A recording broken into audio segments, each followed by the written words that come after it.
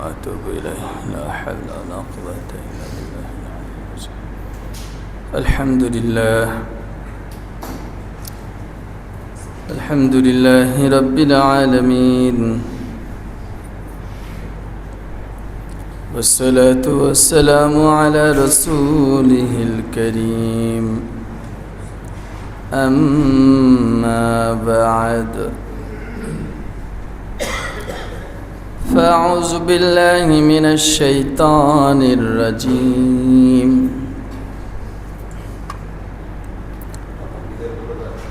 بسم الله الرحمن الرحيم.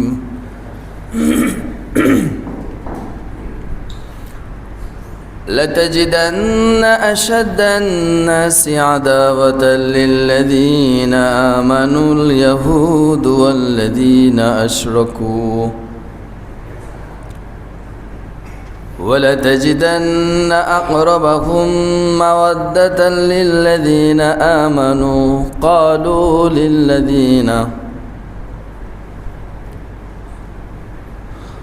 ولتجدن أقربهم مودة للذين قالوا للذين آمنوا إنا نصارى، ذلك بأن منهم قسيسين ورهبانا وأنهم لا يستكبرون.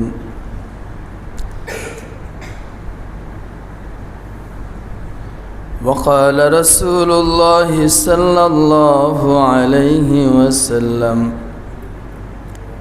المسلمون كجسد إن اشتكى عينه اشتكى كله، وإن اشتكى رأسه اشتكى كله، أو كما قال عن النبي صلى الله عليه وسلم.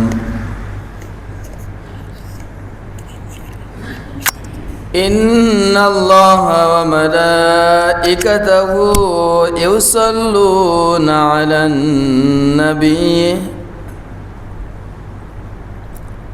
يا أيها الذين آمنوا صلوا عليه وسلموا تسليما.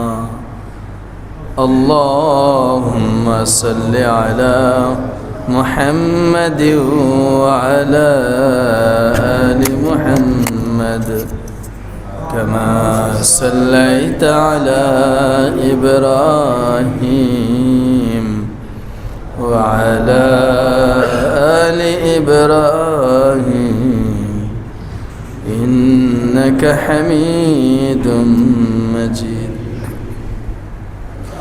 اللهم بارك على محمد وعلى آل محمد كما باركت على إبراهيم وعلى آل إبراهيم إنك حميد مجيد.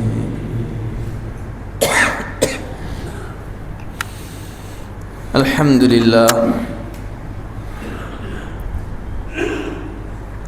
সুম্মা আলহামদুলিল্লাহ। আল্লাহ পাক রব্বুল আলামিনের দরবারে লক্ষ কোটি শুকর ও সাজুদ যে মহান রব্বুল আলামিন আমাদেরকে তার একটা বিশাল হুকুম জুমার নামাজ আদায়ের লক্ষ্যে তার রহমতের ঘর বেহেশতের বাগান মসজিদে আসার তৌফিক দিয়েছেন, এবং এ বিশাল হুকুম পালনের পূর্বক্তে দিনে কিছু কথাবার্তা বলা ও শোনার তৌফিক দান করেছেন। মহান রব্বুল আলামিনের দরবারে লক্ষ কোটি শুকর ও সাজুদ। সকলেই পড়ি আলহামদুলিল্লাহ।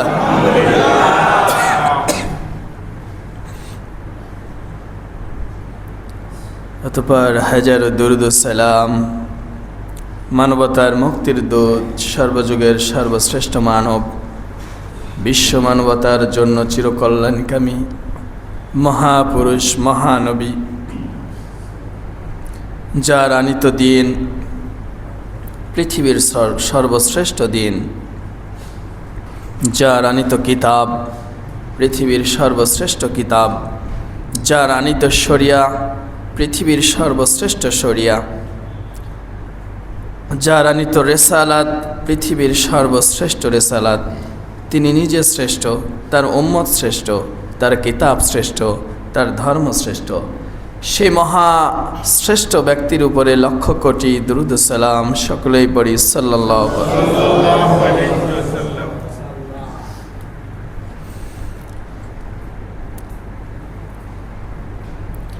আল্লাহ পাক রব্বুল আলামিন যেহেতু ইসলামটাকে পরিপূর্ণ জীবন ব্যবস্থা হিসেবে আমাদেরকে দান করেছেন, ইসলাম কিছু আচার অনুষ্ঠানের নাম নয়।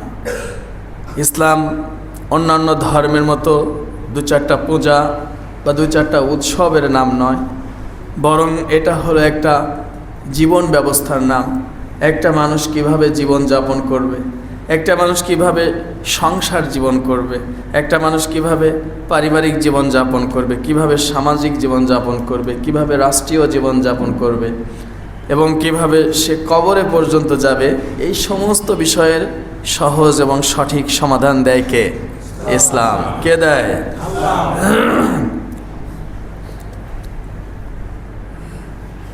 আলহামদুলিল্লাহ। এই জন্য ইসলামকে যদি আমরা অন্যান্য ধর্মের মতো সামান্য কিছু আচার অনুষ্ঠানকে ধর্ম মনে করি বা সামান্য কিছু আচার অনুষ্ঠানের মধ্যে সীমাবদ্ধ রাখি, তাহলে কিন্তু ইসলাম পালন করা হবে না। ইসলাম পালন করা হবে, কারণ ইসলাম এটা মসজিদওয়ালা ধর্ম নয়। কিওয়ালা ধর্ম নয়? যেমন অন্যান্য ধর্ম মন্দিরওয়ালা ধর্ম, ওখানেই সীমাবদ্ধ। প্যাগোডওয়ালা ধর্ম, ওখানেই সীমাবদ্ধ। গির্জাওয়ালা ধর্ম, ওর মধ্যেই সীমাবদ্ধ। ইসলাম কোনো মসজিদওয়ালা ধর্ম নয়, মাদ্রাসাওয়ালা ধর্ম নয় যে মসজিদ আর মাদ্রাসার মধ্যে সীমাবদ্ধ থাকবে। ইসলাম হলো পরিপূর্ণ জীবন ব্যবস্থার একটা ধর্ম। প্রত্যেকটা মানুষের জীবনের প্রতিটা ক্ষেত্রে, প্রতিটা সেক্টরে, প্রত্যেকটা পদক্ষেপে ইসলামকে প্রয়োগ করতে হবে, তবেই ইসলাম পরিপূর্ণতা পাবে।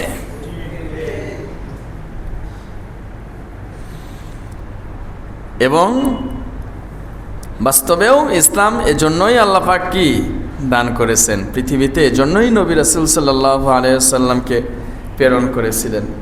যদি শুধু সমাজ সংস্কার উদ্দেশ্য হতো, তাহলে আল্লাহ রসুল রাষ্ট্র গঠন করতেন না, করতেন?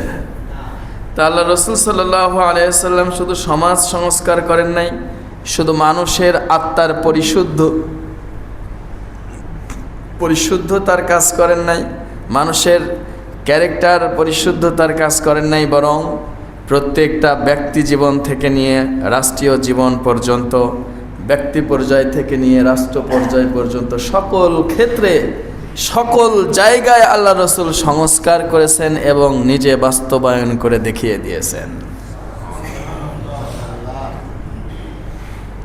আমাদের এমন একটা প্রজন্ম তৈরি হচ্ছে, যেই প্রজন্মের কাছে ধর্মটা অন্যান্য ধর্মের মতো একটা মানে সামান্য কিছু আচার অনুষ্ঠানের মধ্যে ধর্মটাকে সীমাবদ্ধ করার চেষ্টা চলছে। এবং মানুষকে বা এই প্রজন্মকে এটা বোঝানোর চেষ্টা করা হচ্ছে যে ধর্মের জায়গায় দেশ ও জাতি দেশের জায়গায়, দেশ আলাদা ধর্ম আলাদা, দেশ আলাদা ধর্ম আলাদা, সরকার আলাদা ধর্ম আলাদা, সমাজ ব্যবস্থা আলাদা ধর্ম আলাদা। অথচ ইসলাম তো একটা সমাজ ব্যবস্থার নাম। ইসলাম কিসের নাম? ইসলাম একটা সমাজ ব্যবস্থার নাম। ইসলাম শুধু একটা ধর্মের নাম নয়, এটা একটা রাষ্ট্র ব্যবস্থার নাম, একটা সমাজ ব্যবস্থার নাম হলো কি? এটা আমাদের ভুলে গেলে চলবে না। এই কথা আমাদের মাথা থেকে ঝেড়ে ফেলতে হবে যে ইসলাম হলো একটা ধর্মের নাম, বরং ইসলাম একটা শুধু ধর্মের নাম নয়, বরং এটা একটা জীবন ব্যবস্থার নাম, একটা সমাজ ব্যবস্থার নাম, একটা রাষ্ট্র ব্যবস্থার নাম হলো কি? এটা আমাদের মাথায় রাখতে হবে এবং সেইভাবে আমাদের পদক্ষেপ নিতে হবে। অতএব আমাদের এই দেশে আমরা যেহেতু বসবাস করি, এদেশ সংস্কারের কাজ মুসলমানদের, এদেশ সংস্কারের দায়িত্ব কাদের? অতএব ধর্ম বিরোধী কথা, ধর্ম বিরোধী কাজ, ধর্ম বিরোধী নিয়ম নীতি যেখানেই আছে সেখান থেকেই পরিবর্তন করতে হবে, আনতে হবে। বৈষম্য বিরোধী আন্দোলনের মাধ্যমে একটা নতুন সমাজের তৈরি হয়েছে, তো অবশ্যই সেখানে সকল ক্ষেত্র থেকে, সকল সেক্টর থেকে বৈষম্যকে টেনে বের করে আনতে হবে। বৈষম্য শুধু কোটার মধ্যে সীমাবদ্ধ নয়, চাকরির কোটার মধ্যে শুধু বৈষম্যটা কি নয়, সীমাবদ্ধ নয়। বৈষম্য আরও প্রতিটা মানুষের জীবনের প্রতিটা পদে পদে, সেক্টরে সেক্টরে, পাতায় পাতায় বৈষম্য দিয়ে ভরা। সকল জায়গা থেকে বৈষম্যকে টেনে বের করে আনতে হবে।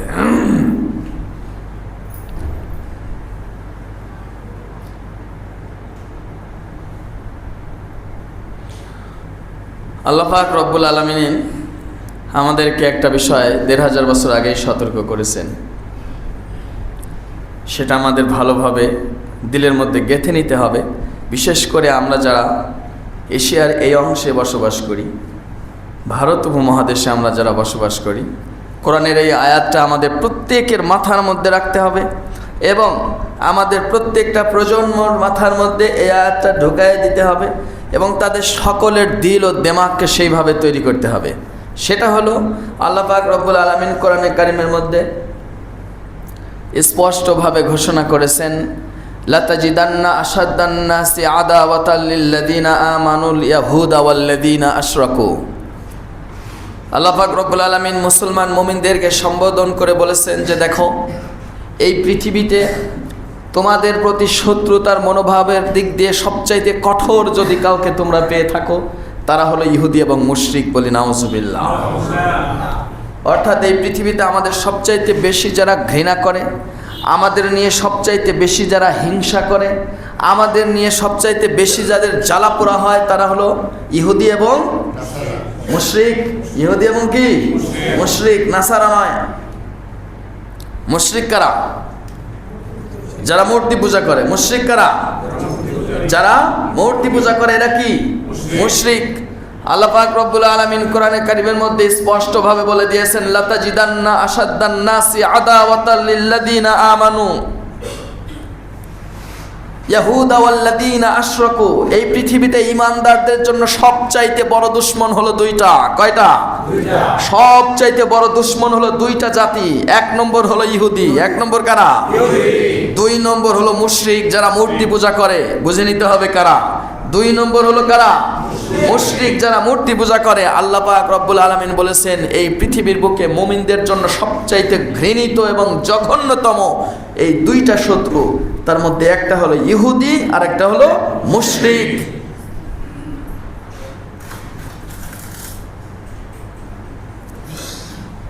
তো আমরা মুশরিকদের মধ্যে বসবাস করি, মুশরিকদের অঞ্চলে আমরা বসবাস করি। অতএব আমাদের প্রতি তারা সুমনোভাব রাখবে এই আশা আমাদের কখনো করা। আল্লাহ তাদের সৃষ্টি করেছেন, তাদের মনোভাব সম্পর্কে কে জানেন? তাদের মনোভাব সম্পর্কে আল্লাহর চাইতে ভালো কেউ জানেন? সে আল্লাহ বলে দিয়েছেন যে তোমাদেরকে যদি কেউ ঘৃণা করে, তোমাদের নিয়ে যদি কেউ হিংসা করে, তোমাদের নিয়ে যদি কারো জ্বালা পোড়া হয়, সে হলো ইহুদি এবং মুশরিক। এবং রাতি দিন তোমাদের ক্ষতি করার জন্য যেই লোকগুলো সবসময় চেষ্টা করে, তারা হলো ইহুদি এবং মুশরিক।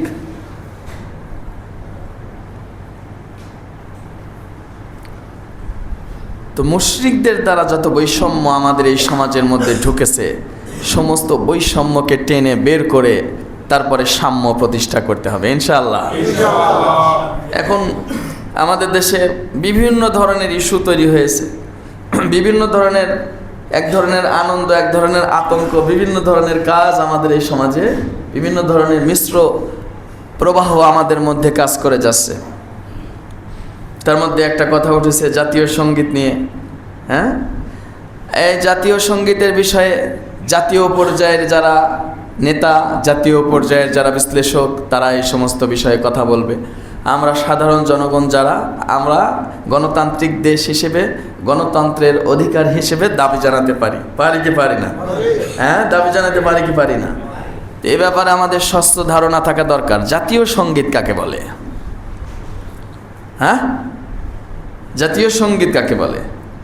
জাতীয় সঙ্গীত হলো, আপনারা আমার চেয়ে ভালো সংজ্ঞা জানেন, জাতীয় সঙ্গীত হলো যেই সঙ্গীতের মধ্যে কোনো জাতির তাদের জাতীয়তা, তাদের সংস্কৃতি, তাদের শিক্ষা দীক্ষা, তাদের ইতিহাস ঐতিহ্য সম্বলিত যেই গানটা হয় সেটাকে কি বলা হয়? কি বলা হয়? আমার সোনার বাংলার মধ্যে আমাদের কি ইতিহাস আছে বলেন? হ্যাঁ, কি ইতিহাস আছে আমাদের? আমাদের কি জাতীয়তা আছে সেখানে? সবচেয়ে মজার ব্যাপার হলো, মজার ব্যাপার না, দুঃখজনক ব্যাপার হলো যে এই জাতীয় সঙ্গীতটা যেই ব্যক্তি রচনা করছে সেই ব্যক্তি তো বাংলাদেশকে চোখেই দেখে নাই। হ্যাঁ, বাংলাদেশকে চোখে দেখছে সে? 1861-তে জন্ম, 1941-এ মৃত্যু, মরার 30 বছর পরে বাংলাদেশের জন্ম হয়েছে। কত বছর পরে? বহুত আধ্যাত্মিক গুরু ছিল দেখা যায়। মরার 30 বছর আগে কি, তারপরে আবার কি, এই গান তো 41 সনে লেখা, এই গান হলো 1905 সনে লেখা। কত সনে? তার মানে বাংলাদেশ সৃষ্টি হওয়ার 64 বছর আগেই সে কি করে গেছে? বাংলাদেশের জাতীয় সঙ্গীত লেগে গেছে। নাউজুবিল্লাহ বলেন। এটা বাংলাদেশের জাতীয় সঙ্গীত কোনো অবস্থাতে কোনো সময়ই ছিল না। আর বাংলাদেশ সম্পর্কের মধ্যে কোনো কথা, বাংলাদেশ সম্পর্কে একটা কথাও এর মধ্যে নাই। আছে বাংলা সম্পর্কে। কি সম্পর্কে? এখানে আমাদের বুঝতে হবে বাংলা আর বাংলাদেশ এক জিনিস নয়। এবার আসেন আমাদের জাতীয় সঙ্গীতে পড়ে যায়। জাতীয় সঙ্গীতের শুরুর ইতিহাস একটু জেনে নেই। জাতীয় সঙ্গীতটা লেখা হয়েছে কোন সময় এবং কোন প্রেক্ষাপটে জাতীয় সঙ্গীতটা লেখা হয়েছিল? জাতীয় সঙ্গীতটা লেখা হয় যখন এদেশ ইংরেজরা শাসন করে। তখন হিন্দুস্তানের সবচাইতে বড় প্রদেশ ছিল বাংলা। সবচাইতে বড় প্রদেশ ছিল কি? বাংলা। সবচাইতে বড় প্রদেশ বাংলা হওয়ার কারণে এখানকার শাসন ব্যবস্থা, শিক্ষা, সংস্কৃতি, শৃঙ্খলা রক্ষা করা অনেক কঠিন হয়ে যায়। এবং সবচাইতে দুর্ভোগে পড়ে পূর্ব বাংলার লোকজন, অর্থাৎ বাংলাদেশের লোকজন। কলকাতা দিল্লি থেকে কাছে হওয়ার কারণে দিল্লির মসনদ থেকে তারা সেখানে যোগাযোগ রক্ষা করলেও এই অঞ্চলের মানুষের প্রতি তাদের কোনো দৃষ্টি ছিল না। ফলে এখানকার শিক্ষা, সংস্কৃতি, উন্নয়ন সব কিছু চরমভাবে ব্যাহত হচ্ছিল। ফলে এই অঞ্চলের বাঙালি মুসলমানরা, কারা? বাঙালি মুসলমানরা একটা আন্দোলন করে, বঙ্গভঙ্গ নামে একটা আন্দোলন হয়। আপনারা শুনছেন কি শোনেন নাই? বঙ্গভঙ্গ নামে একটা আন্দোলন হয়। সেই আন্দোলনে ইংরেজরা সাড়া দিয়ে বঙ্গভঙ্গ করে। বঙ্গভঙ্গ মানে হলো বাংলাকে বিচ্ছিন্ন করা। বাংলাকে কি করা? বিচ্ছিন্ন করা। এই বাংলাকে বিচ্ছিন্ন করার দ্বারা রাজশাহী, চট্টগ্রামের সাথে আসামকে জুড়ে দিয়ে নাম দেওয়া হয় বাংলা ও আসাম। বাংলা ও আসাম নামে একটা প্রদেশ গড়ে তোলা হয়। এই প্রদেশের রাজধানী করা হয় ঢাকাকে। সুবহানাল্লাহ বলেন। এই প্রদেশের রাজধানী হয় কোথায়? ঢাকায়। ঢাকায় যখন রাজধানী হয়ে গেল, এখানকার মুসলমানদের একটা স্বতন্ত্রতা ফিরে আসলো, তাদের কিছুটা স্বাধীনতা ফিরে আসলো। ফলে ঢাকায় খুব দ্রুত শিল্প কারখানা, শিক্ষা, সংস্কৃতি এবং বড় বড় অট্টালিকা তৈরি হওয়া শুরু হয়ে গেল। সুবহানাল্লাহ বলেন। হ্যাঁ, কোন তলায়? মোশাররফ ভাই কই? দোতলায় সাউন্ড আসছে না। মোশাররফ ভাই কি উপরেই গেছে নাকি? মোশাররফ ভাই নাই?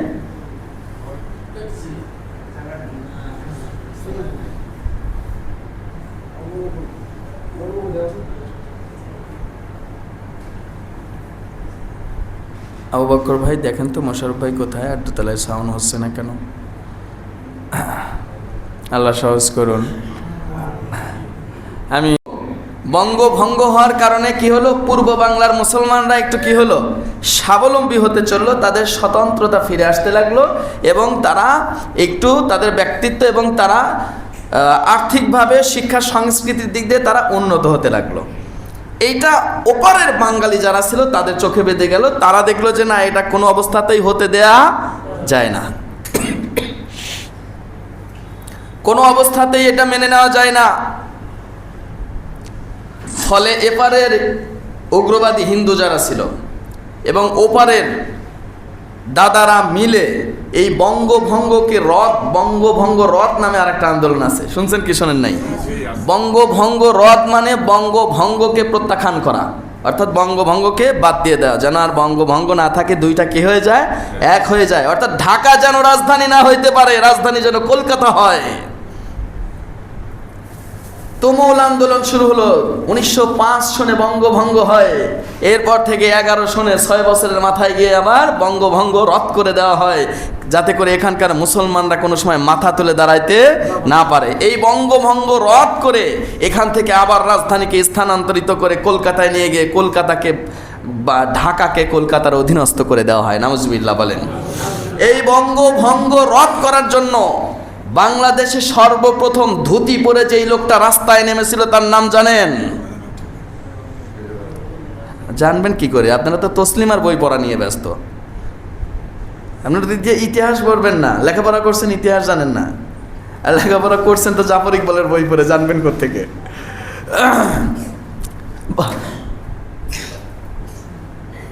যাই হোক, ধুতি পরে প্রথম নেমেছিল কে জানেন? এই জাতীয় সঙ্গীতের রচয়িতা রবি ঠাকুর। নাউজুবিল্লাহ বলেন। বঙ্গভঙ্গ রদের আন্দোলনের প্রথম যেই 2টা সভা হয়, সেই 2টা সভারই সভাপতি ছিল রবীন্দ্রনাথ ঠাকুর। 2টা সভারই সভাপতি কে ছিল? রবীন্দ্রনাথ ঠাকুর। এত কথা বললাম কেন? হুজুর আপনি আমাদের ইতিহাস পড়াইতে আসছেন, আমি সবই পড়াবো। প্রত্যেকটা মসজিদের ইমাম সাহেব, প্রত্যেকটা ওয়াজের যিনি বয়ান করেন, প্রত্যেকেই শিক্ষক। প্রত্যেকে কি শিক্ষক? এটা মাথায় রাখতে হবে। বা যে কোনো সেমিনারে যে ব্যক্তি বক্তৃতা করেন সে ব্যক্তি কি শিক্ষক। ছাত্রদের সব কিছুই কি শেখায়। আর ধর্মের সাথে সম্পৃক্ত যেগুলো, দেশের সাথে সম্পৃক্ত যেগুলো, অবশ্যই আমাদের কি করতে হবে? জানতে হবে। এতটুকু ইতিহাস বললাম কেন? এই বঙ্গভঙ্গ রদ করার জন্য সর্বপ্রথম পদক্ষেপ হিসেবে রবি ঠাকুর যে কাজটা করেছিল সেটা ছিল আমার সোনার বাংলা আমি তোমায় ভালোবাসি, এই গান লেখা। তাহলে পূর্ব বাংলার মুসলমানদেরকে দাবিয়ে রাখার জন্য যেই গান দিয়ে আন্দোলন শুরু করা হয়েছিল, 71-এ যেই লোকগুলো ক্ষমতায় ছিল তারা পাকিস্তানের বিরোধিতা করতে গিয়ে ভারতের সাথে এত মিলে গেছে যে শেষমেশ সেই পূর্ব বাংলার বিরুদ্ধে লেখা যেই গানটা সেটাকে জাতীয় সঙ্গীত বানাইতে হয়ে গেছে। সেটাকে কি বানাইতে হয়ে গেছে? জাতীয় সঙ্গীত বাতিলের কথা কিন্তু এই নতুন ওঠে নাই, আরো আগে থেকেই কি হয়ে আসতেছে। বাংলাদেশ সম্পর্কে ন্যূনতম কোনো কথা এখানে নাই, এক চুল পরিমাণ কথা নাই। আছে শুধু বাংলা সম্পর্কে। আর এটা বাংলা নয়, এটা কি বাংলাদেশ। এটা বাংলা নয়, এটা কি বাংলাদেশ। এখানে জাতীয় সঙ্গীতের মধ্যে বাংলাদেশ সম্পর্কে কথা থাকতে হবে। ওখানে কথা আছে কি? ফাগুনে তোর আমের বনের ঘ্রাণ, আর অঘ্রাণে ভরা ক্ষেত। ফাগুনের আমের বনের ঘ্রাণ নেয়া আর অঘ্রাণের ভরা ক্ষেত দেখার ঐতিহ্য আমাদের নয়, আমাদের ইতিহাস এটা নয়। আমাদের ইতিহাস ভিন্ন। 47-এর স্বাধীনতা যুদ্ধে অখণ্ড ভারতের যেই লোকগুলো স্বাধীনতা যুদ্ধে অংশগ্রহণ করেছে সেখানে কলকাতার তেমন কোনো লোক অংশগ্রহণ করে নাই। অর্থাৎ তাদের এরকম কোনো ইতিহাস ঐতিহ্য নাই। ওই বাংলার জন্য এই গান প্রযোজ্য, কারণ তাদের ইতিহাস হলো ফাগুনের আমের ঘ্রাণ আর অঘ্রাণের ভরা ক্ষেত। এছাড়া তাদের কোনো কি নাই, ইতিহাস ঐতিহ্য নাই। আমাদের ইতিহাস ঐতিহ্য ভিন্ন।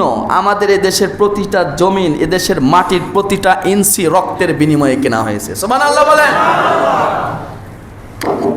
আমরা ফাগুনে আমের ঘ্রাণ আমাদের ইতিহাস নয়, অঘ্রাণের ভরা ক্ষেত শুধু আমাদের ইতিহাস নয়। এদেশের প্রতিটা মাটির প্রতিটা কণায় কণায়, প্রতিটা কণায় কণায় রক্তের ফোঁটা পড়েছে, রক্তের ফোঁটা চড়েছে, রক্তের বিনিময়ে কেনা হয়েছে। আমাদের ইতিহাস ভিন্ন, আমাদের ঐতিহ্য ভিন্ন। তারপর ওই গানের মধ্যে কি লেখা হয়েছে? মা তোর বদন খানি মলিন হলে আমি নয়ন জলে ভাসি। এটা কলকাতাওয়ালাদের সাথে প্রযোজ্য, কারণ তাদের মায়ের বদন মলিন হলে তারা নয়ন জলে ভেসে এতটুকুতেই ক্ষান্ত থাকে। বাঙালি জাতি কখনো তাদের মায়ের বদন মলিন হলে, বাংলার মুসলমানরা চোখের জল ভাসায় কখনো ক্ষান্ত থাকে না। 1971-এ যখন পাক বাহিনী আমাদের এই দেশকে মলিন করার জন্য এসেছিল, চোখের জল ভাসায় আমরা ক্ষান্ত ছিলাম না বুকের রক্ত ঢেলে দিয়েছিলাম? তাহলে মায়ের বদনখানি মলিন হইতে দেখলে পূর্ব বাংলার মুসলমানরা চোখের জল ভাসায় না, বরং বুকের রক্ত ঢেলে দেয়। বলেন সুবহানাল্লাহ। অতএব মা তোর বদনখানি মলিন হলে আমি নয়ন জলে ভাসে, এটা আমাদের ইতিহাস নয়, এটা আমাদের ঐতিহ্য নয়, এটা বাংলাদেশের জাতীয় সঙ্গীত হতে পারে না।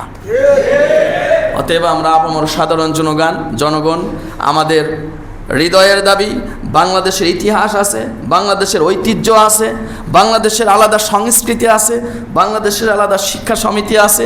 এই সব কিছু সম্মিলিত করে একটা জাতীয় সঙ্গীত নতুন করে লেখা হোক এবং সেটা বাংলাদেশের জাতীয় সঙ্গীত প্রণয়ন করা হোক।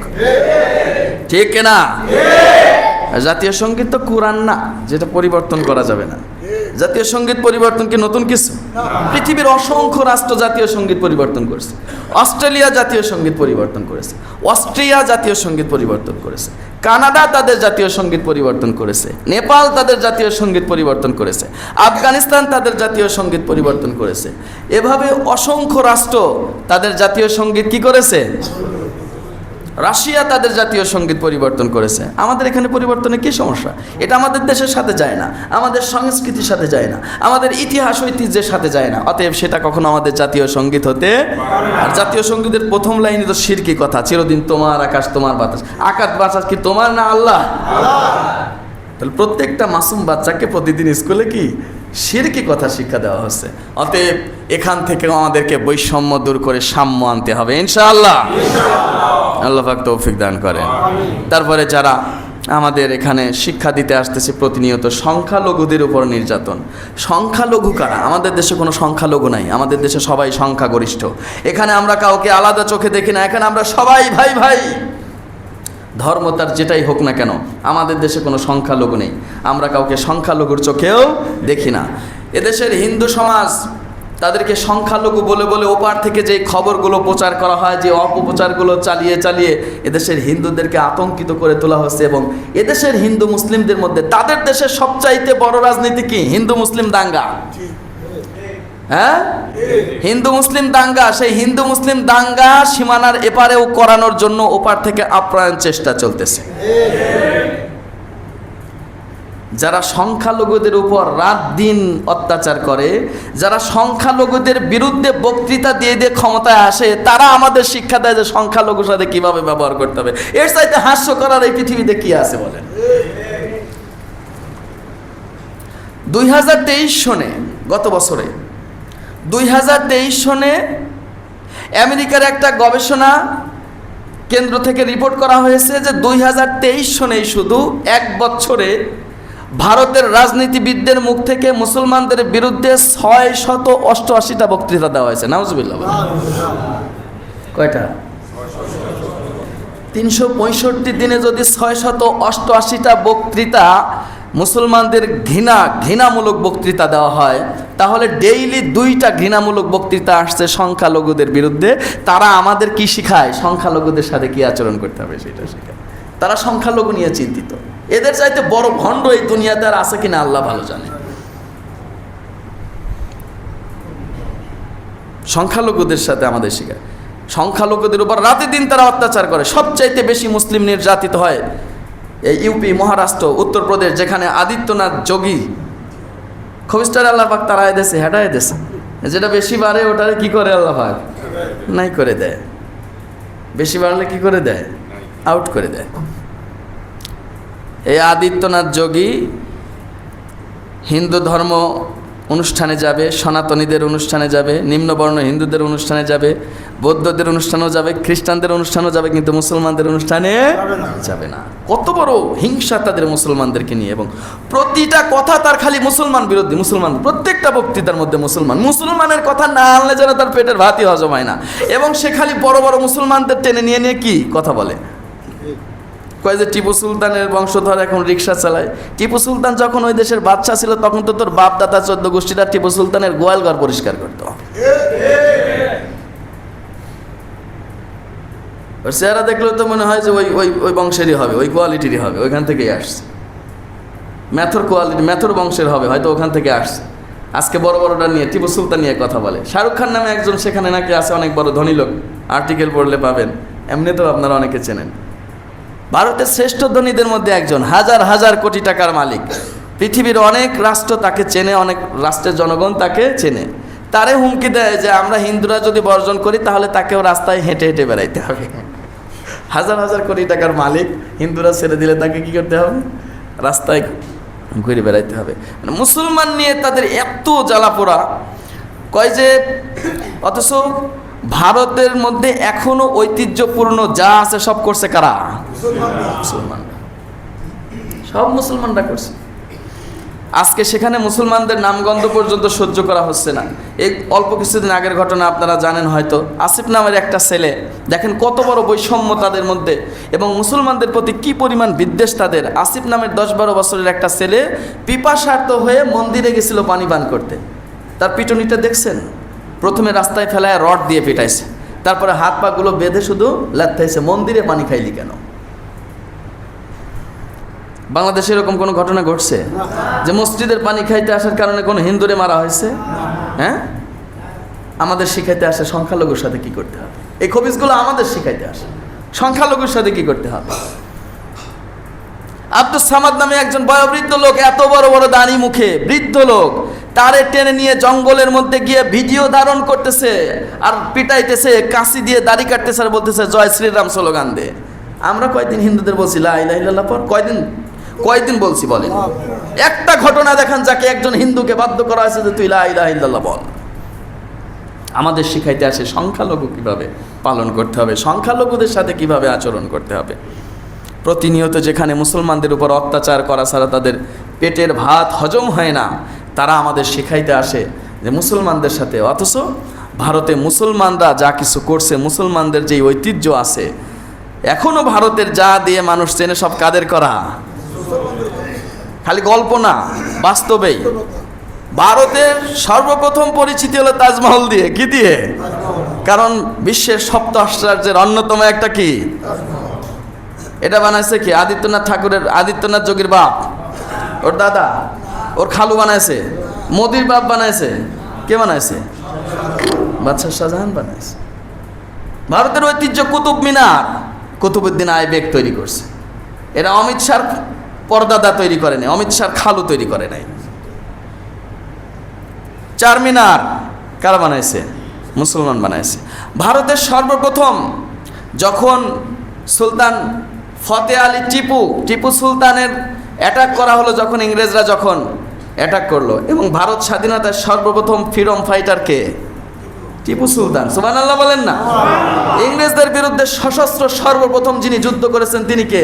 একজন মুসলমান, টিপু সুলতান। ইংরেজ বিরোধী আন্দোলনের জন্য সর্বপ্রথম যিনি ফতোয়া দিয়েছেন তিনি একজন মুসলমান, শাহ আব্দুল আজিজ দেহলভী রহমাতুল্লাহ আলাইহি। ইংরেজদের বিরুদ্ধে যুদ্ধ করতে গিয়ে 2 লক্ষ সঙ্গী সহ বালাকোটের ময়দানে যিনি শহীদ হয়েছেন, সাইয়্যেদ শহীদ ইসমাইল রহমাতুল্লাহ আলাইহি, তিনি একজন মুসলমান, একজন আলেম। সুবহানাল্লাহ বলেন। ইংরেজদের বিরুদ্ধে সৈনিক তৈরি করার জন্য যেই মাদ্রাসা গঠন করা হয়েছে, কওমি মাদ্রাসা দারুল উলুম দেওবন্দ, তিনি ছিলেন একজন মুসলমান, কাসেম নানুতুবি রহমাতুল্লাহ আলাইহি। ইংরেজদের বিরুদ্ধে রেশমি রুমাল আন্দোলন যিনি করেছিলেন, মাহমুদুল হাসান দেওবন্দি রহমাতুল্লাহ আলাইহি, যাকে কালাপানিতে দিয়ে আসা হয়েছিল। ইংরেজদের বিরুদ্ধে সিপাহী বিদ্রোহ আন্দোলন করেছেন মুসলমানরা। ইংরেজদের বিরুদ্ধে ইংরেজ খেদাও আন্দোলন করেছেন হুসাইন আহমদ মাদানী, হাজী ইমদাদুল্লাহ মুহাজিরি মক্কি রহমাতুল্লাহ, রশিদ আহমদ গাঙ্গুই রহমাতুল্লাহ আলাইহি, আশরাফ আলী থানবী রহমাতুল্লাহ আলাইহি। ইংরেজ খেদাও ইংরেজদের বিরুদ্ধে আন্দোলন করেছেন। আজকে মুসলমানদের কোনো ঐতিহ্য নাই। মজার ব্যাপার কি জানেন? মোদি প্রতিদিন যেই জায়গায় বসবাস করে, যেই জায়গা দিয়ে প্রতিদিন কয়েকবার করে যাওয়া আসা করে, দিল্লি গেট যেটাকে বলে, কি গেট? এই দিল্লি গেটের মধ্যে ভারত স্বাধীনতা যুদ্ধে যারা আত্মত্যাগ করেছে তাদের মধ্যে 93,363 জন বীর মুক্তিযোদ্ধার নাম লেখা রয়েছে। সুবহানাল্লাহ বলেন। কতজন? 93,363 জন। 93,363 জন বীর মুক্তিযোদ্ধার নাম লেখা রয়েছে। এর মধ্যে মুসলমান কয়জন জানেন? হ্যাঁ, 62,945 জন মুসলমান সৈনিকের নাম রয়েছে। সুবহানাল্লাহ বলেন। 150 কোটি জনতার মধ্যে মাত্র 25 কোটি মুসলমান। 115 কোটি হিন্দুর মধ্যে থেকে 93 থেকে 62 বাদ দিলে থাকে কত?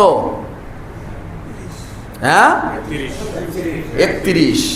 তার মানে 115 কোটির মধ্যে থেকে শহীদ হয়েছে 31 হাজার, আর 25 কোটির মধ্যে থেকে গেছে 62,000। 25 কোটির মধ্যে থেকে তাদের ডাবল শহীদ হয়েছে। সুবহানাল্লাহ বলেন।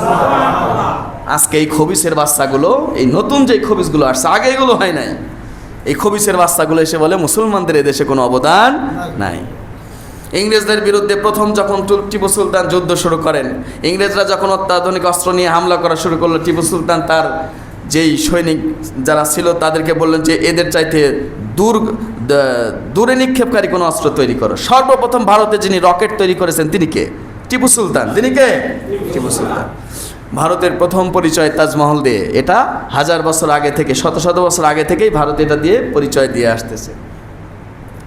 এখন ভারতের একটা হ্যাডাম, সেটা হলো কি? পারমাণবিক বোমা। এটা কি? কথা কয় না। এখন তো পৃথিবীতে রাজত্ব করতেছে যাদের পারমাণবিক বোমা আছে তারা। এই পারমাণবিক বোমা তো মোদির খালু তৈরি করছে না? হ্যাঁ, আদিত্যনাথ যোগীর মা তৈরি করছে এটা। অমিত শাহর বাপ তৈরি করছে। কে তৈরি করছে এটা? APJ আব্দুল কালাম। সুবহানাল্লাহ বলেন। আজ পর্যন্ত ভারত যার নাম ভাঙায় খাচ্ছে সেটাও মুসলমানদের অবদান। সুবহানাল্লাহ বলেন। আজকে সেখানে মুসলমানদের উপর এত অত্যাচার, এত জুলুম, এত নির্যাতন চলতেছে। ও জাতীয় সঙ্গীতের আরো একটা কথা তো বলতেই ভুলে গেছি। এই জাতীয় সঙ্গীতটা কিন্তু আবার চুরি করা, এটা জানেন তো? হ্যাঁ, জাতীয় সঙ্গীতটা কি করা? অতএব চুরি করা জিনিসটা একটা রাষ্ট্রের জাতীয় সঙ্গীত হওয়া খুবই খারাপ জিনিস। কারণ এই জাতীয় সঙ্গীত 1905 সনে রবি ঠাকুর এই গানটা লিখছে। 1889 সনে গগন, কি যেন নাম, এই গগন করকরা না কি যেন এরকম একটা নাম আছে, গগন করকরা এই জাতীয় একটা নাম আছে। এই গগন সাহেবের 1889 সালে লেখা একটা গানকে কপি করে তার সুর ও সঙ্গীতকে চুরি করে হলে এই জাতীয় সঙ্গীত বানানো। নাউজুবিল্লাহ।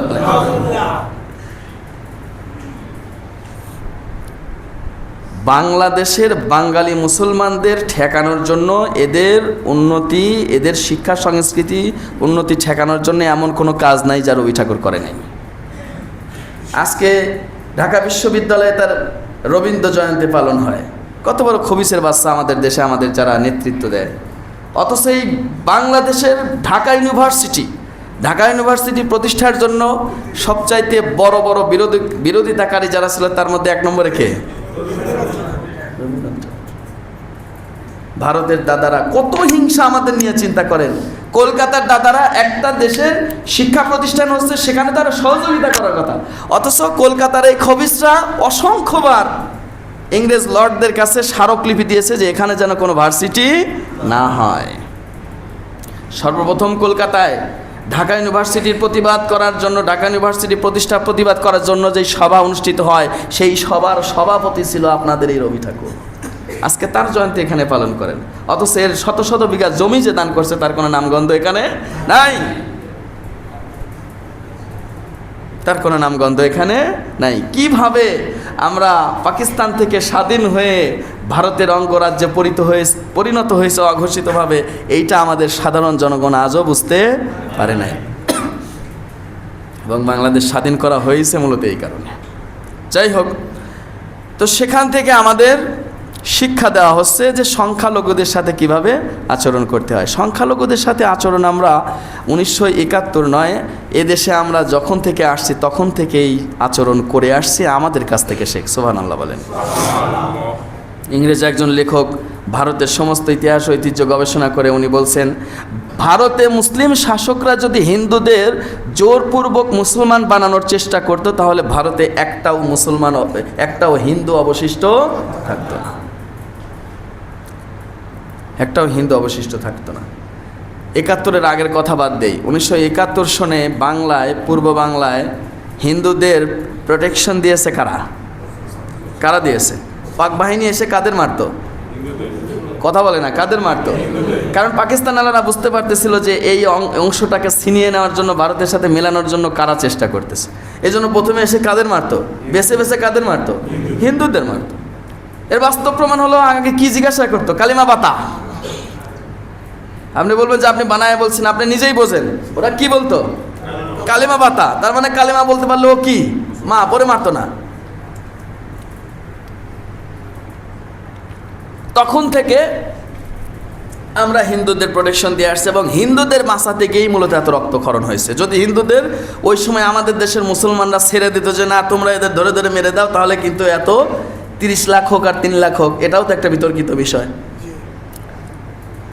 মিথ্যা কথা দিয়ে তো বয়ান করা অনেক কঠিন। আমাদের বাচ্চাদের মিথ্যা কথা শিক্ষা দেওয়া আছে, 30 লাখ মানুষ মারা গেছে, এটাও আমরা আবেদন জানাই। এখনও যেহেতু স্বাধীনতার বেশি দিন যায় নাই, স্বাধীনতার যুদ্ধে অংশগ্রহণকারী যুদ্ধকে প্রত্যক্ষদর্শী অনেক মানুষ এখনও বেঁচে আছে। অর্থাৎ প্রত্যেকটা গ্রামে গ্রামে গিয়ে খোঁজ নেওয়া হোক যে আসলে কতজন মানুষ মারা গেছে। আফগানিস্তানে বছরের পর বছর ধরে যুদ্ধ হয়েছে, 20 বছর ধরে। কত বছর?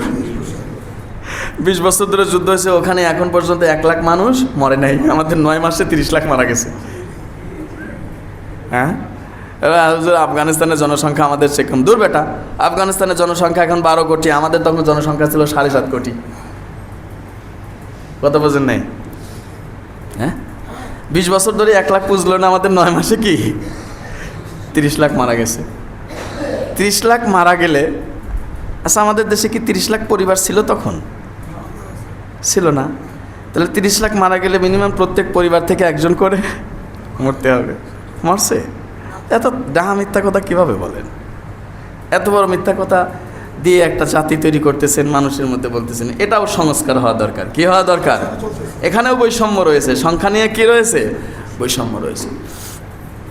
তো সেখানে হিন্দুদের বাঁচাতে গিয়ে মুসলমানরা কি বিপদে পড়েছে এবং জান দিয়েছে, জীবন দিয়েছে। কারণ মুসলমান যেমনিভাবে মায়ের বদন মলিন হওয়া দেখে চোখের জল ভাসায় না বরং বুকের রক্ত ঝরায়, তেমনিভাবে মুসলমান তার দেশ ও জাতি, দেশের নাগরিকদের বাঁচানোর জন্য বুকের রক্ত ঝরায়। সুবহানাল্লাহ বলে। 71-এ অসংখ্য মুসলমান শুধু এই জন্য মরেছে যে সে হিন্দুকে বাঁচাইছে। অসংখ্য মুসলমান। আমার নিজের গ্রামের কথা শোনেন, আমাদের গ্রামের মাঝখানে, আমাদের স্কুল আর আমাদের বাড়ির মাঝখানে ছোট্ট একটা মাঠ আছে। এই মাঠের মধ্যে সরিষার ক্ষেতের মধ্যে টুপি মাথায় দিয়ে দিয়ে বসে রয়েছে কিছু লোক, পালায় রয়েছে। পাক বাহিনী আসছে। পাক বাহিনী আমাদের বাড়ি থেকে স্কুল ওই সোজা দিয়ে পথ, মানে ছোট্ট একটা মাঠ পাড়ি দিয়ে আমাদের গ্রামের ওই অংশে যাওয়ার জন্য রওনা দিয়েছে। দেখা যায় সরিষার ক্ষেতের মধ্যে কিছু সাদা টুপি দেখা যাচ্ছে। ওদের কাছে গেছে, কাছে গিয়ে বলছে তোরা সব মুসলমান, কালেমা বল। কালেমা বলতে বলছে, তো যেগুলো মুসলমান ওগুলো ধামধাম করে কালেমা বলে দিয়েছে। ওই সময় হিন্দুরাও কিছু কালেমা প্র্যাকটিস করছিল, ওরাও কালেমা বলতে পারতো।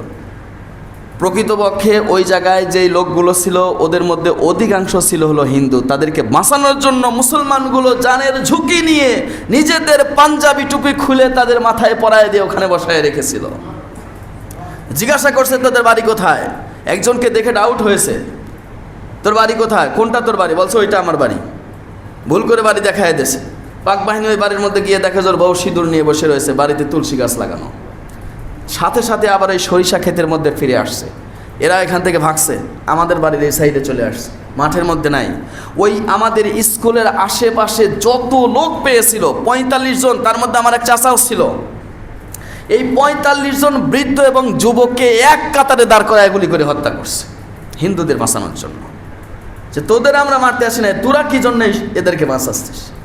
তাহলে সেখান থেকেই আমরা কি আমাদের সংখ্যালঘুদের জন্য জীবন দিয়ে আসতেছি। আমরা সংখ্যালঘুদের জীবন দেই, সংখ্যালঘুদের জন্য জীবন দিয়ে আসতেছি। স্বাধীনতা যুদ্ধের সময় পুরা 7 মাস, স্বাধীনতা যুদ্ধের পুরা 7 মাস মণিদাস নামের একজন হিন্দু লোকের 3টা যুবতী কন্যা আমার বাপের বাড়িতে ছিল, আমার দাদার বাড়িতে। 3টা যুবতী কন্যা পুরা 7 মাস আমার দাদার বাড়িতে ছিল, আমাদের বাড়িতে ছিল। এবং তাদের যত গরু, তাদের যত সম্পদ সব কিছু আমাদের বাড়িতে রেখে গিয়েছিল। স্বাধীনতা যুদ্ধ শেষ হওয়ার পরে তার সেই যুবতী 3টা কন্যা এবং তাদের সমস্ত সম্পদগুলো নিয়ে গেছে। এভাবে আমরা সংখ্যালঘুদের প্রোটেকশন দিয়ে আসছি। যতদিন এদেশে তারা থাকবে ততদিন আমরা প্রোটেকশন দিয়ে যাব ইনশাআল্লাহ। কারণ আমরা সংখ্যালঘুদের উপরে মর্দাঙ্গি দেখাই না, দুর্বলদের উপরে আমরা কখনো মর্দাঙ্গি দেখাই না। আমরা জালেম শাসক শক্তিশালীদের বিরুদ্ধে দাঁড়িয়ে কথা বলতে পছন্দ করি, দুর্বলকে নিয়ে আমরা কথা বলতে পছন্দ করি না, দুর্বলকে নিয়ে আমরা আন্দোলন করতে পছন্দ করি না। তো এই জন্য আমাদের দেশে হিন্দু ভাই বোন যারা আছে, আপনারা ওপারের লোকজনের কথায় কান দিয়ে আতঙ্কিত হবেন না। আমরা আগেও আপনাদের সাথে ছিলাম, এতদিনও থেকেছি, এখনও আছি, ভবিষ্যতেও আমরা আপনাদের সঙ্গে থাকবো ইনশাআল্লাহ। এবং আমরা আপনাদের সকল বিষয়ে নিরাপত্তা দিচ্ছি। আপনারা এখানে যারা মুসল্লি আছেন, আমি আপনাদের সকলের হাতে পায়ে ধরে বলছি, আপনার বাড়ির আশেপাশে আপনার এলাকায় যদি কোনো হিন্দুর উপরে কেউ অত্যাচার করে, আপনি আস্থার মতো তাকে পেটান, পুলিশের হাতে ধরায় দেন। না পারলে আপনি কোনো মাদ্রাসায় বা কোনো জায়গায় গিয়ে যোগাযোগ করেন যে অমুক জায়গায় হিন্দুদের উপর অত্যাচার করা হচ্ছে, আমরা গিয়ে সেটা প্রোটেকশন করবে ইনশাআল্লাহ। মুসল্লিদের, নামাজিদের সাথে যোগাযোগ করেন যে অমুক জায়গায় হিন্দুর উপর অত্যাচার করা হচ্ছে, তার বাড়ি দখল করা হয়েছে, তার মন্দির ভাঙা হয়েছে। যারা এই কাজগুলো করবে আমরা তাদেরকে শক্ত হস্তে দমন করব ইনশাআল্লাহ। কারণ ইসলাম কারো মূর্তি ভাঙা শেখায় না। ইসলাম মুসলমানদের মধ্যে মূর্তি তৈরি হলে পরে সেটা ভাঙতে শেখায়, কিন্তু অপর ধর্মের লোকজন যারা মূর্তিকে সম্মান করে, পূজা করে, এটা ভাঙতে শেখায় না, বরং তাদের হকের দাওয়াত দিতে শেখায়। সে যদি হক বুঝে, নিজে হক বুঝে বাতিলকে বন্ধ করে দেয়, সেটা তার পার্সোনাল সেন্টিমেন্টাল। বাকি আমরা কখনো মন্দির ভাঙি নাই, ভাঙবো না। এবং হিন্দুদের আমরা প্রোটেকশন দিয়ে আসছি, এখনও দিয়ে যাচ্ছি। এই আন্দোলনের পরে আপনারা দেখছেন মাদ্রাসার ছাত্ররা মন্দির পাহারা দিচ্ছে, দেখছেন কি দেখেন নাই? অথচ গত দুই দিন আগেও নীতেশ রানে নামে একজন খবিসের বাচ্চা, খবিস ভারতের একজন রাজনীতিবিদ, সে সরাসরি ঘোষণা দিয়েছে মুসলমানদেরকে মসজিদে ঢুকে ঢুকে মারবো। নাউজুবিল্লাহ। মুসলমানদের কোথায় ঢুকে ঢুকে মারবে? মসজিদে ঢুকে ঢুকে মারবে। আর এই কুত্তার বাচ্চারা আমাদের শিখাইতে আসে যে সংখ্যালঘুদের সাথে কিভাবে আচরণ করতে হবে। আমাদের দেশে কোনো রাজনীতিবিদ আজ পর্যন্ত এই কথা বলছে, যত বড় খারাপ হোক, যে হিন্দুদের ঘরে ঢুকে ঢুকে মারা হবে, বৌদ্ধদের ঘরে ঢুকে ঢুকে মারা হবে, খ্রিস্টানদের ঘরে ঢুকে ঢুকে মারা হবে বলছে? প্রকাশ্যে তারা এই বক্তৃতা করতেছে এবং প্রকাশ্যে মুসলমানদের উপর অত্যাচার করে, মারপিট করে, জয় শ্রীরাম স্লোগান দিয়ে ভিডিও করে ছাড়তেছে। সেখানকার প্রশাসন আঙুল চুষতেছে। এগুলোর বিরুদ্ধে কোনো প্রতিবাদ বা কোনো কিছু সেখানে নাই। ওরা আমাদের শিক্ষা দেয় যে আসেন কিভাবে সংখ্যালঘু কিভাবে পালন করতে হয় বা সংখ্যালঘুদের সাথে কী আচরণ করে হয়, তারা আমাদের কি শিক্ষা দিতে আসতেছে। ওই ঘটনা ঘুরে ফিরে সেই ঘাদানিকের মতো হয়ে গেল। কিসের মতো হয়ে গেল? হ্যাঁ, ঘাদানিকের মতো, ঘাতক দালাল নির্মূল কমিটির সভাপতির মতো হয়ে গেল। আল্লাহ পাক রব্বুল আলামিন, আমি আপনাদের এই আজকের এই এলোমেলো বিক্ষিপ্ত কথাগুলোর মধ্য থেকে একটাই মেসেজ দিতে চাই, সেটা হলো আমাদের দেশে যারা হিন্দু ভাই বোন আছে, এরা প্রত্যেকেই আমাদের ভাই বোন, প্রত্যেকেই আমাদের কি?